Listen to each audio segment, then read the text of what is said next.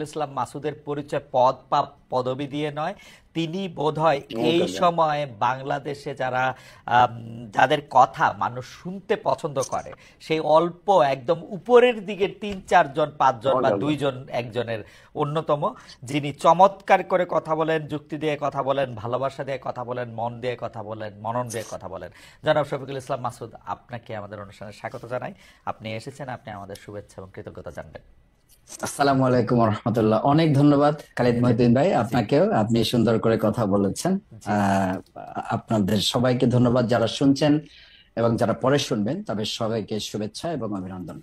আমি আপনাদের কাছ থেকে অনুমতি নিয়ে, হেলাল ভাই বা মাসুদ ভাই, আপনাদের কাছ থেকে অনুমতি নিয়ে আমি কিছু প্রশ্ন আপনাদের দুজনকেই করতে চাই।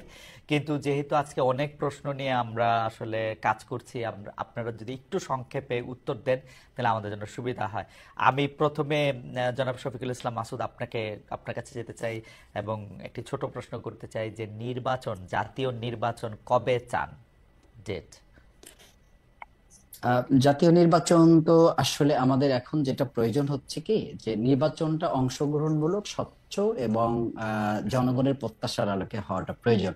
তো সেটার জন্য বিগত 16 বছরে বাংলাদেশে যে ধরনের ন্যাক্কারজনক প্রশাসনিক অবকাঠামো তৈরি হয়েছে এবং সাংবিধানিক প্রতিষ্ঠানগুলো যেভাবে ধ্বংস করে দেওয়া হয়েছে, এটার জন্য তো একেবারে মিনিমাম ন্যূনতম একটা সময় দিয়ে এগুলো সংস্কার করার পরে নির্বাচনটা হওয়া জরুরি।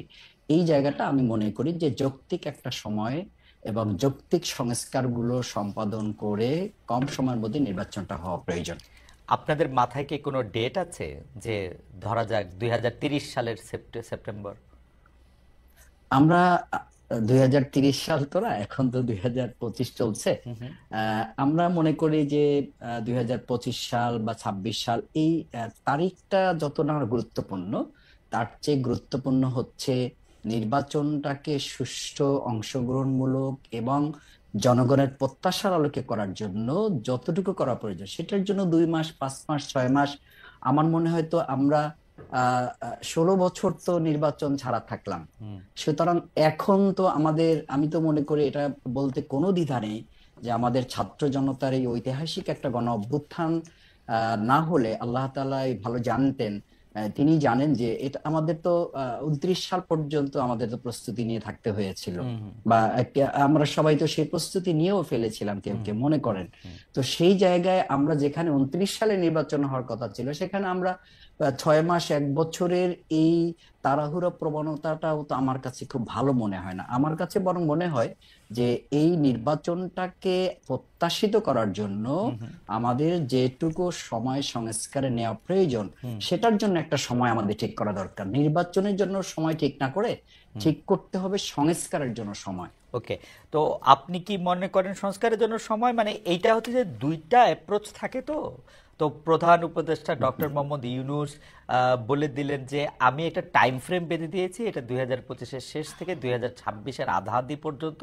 এর মধ্যে থেকে যদি আপনারা সংস্কার যতটুক করতে পারেন ওটুক করবেন, তারপরের মধ্যে নির্বাচন হবে। আপনারা কি সেই টাইম ফ্রেমটার থেকেও বাড়াতে চান কিনা, বা আপনারা মনে করেন যে, মানে আমি আমি একটু ডেট দিয়ে জিনিসটা একটু বুঝতে চাই।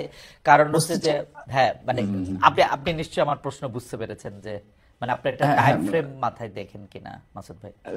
ইতিমধ্যে আমাদের আমিরের জামাত ডক্টর শফিকুর রহমান সাহেব এবং আমাদের সেক্রেটারি জেনারেল অধ্যাপক মিয়া গোলাম পরোয়ার, সাবেক এমপি, উনি কথা বলেছেন এ ব্যাপারে যে আমরা 2025-এর শেষ অথবা 2026-এর মাঝামাঝি সময়ের মধ্যে ইলেকশনটা করা এবং এর মধ্যে যৌক্তিক ওকে, সংস্কারগুলো সম্পন্ন করা। ওকে, মানে ডক্টর মোহাম্মদ ইউনূসও এরকম সময় দিয়েছেন। আপনাকে অনেক ধন্যবাদ। রাইট। মানে 2025-এর শেষ থেকে 2026-এর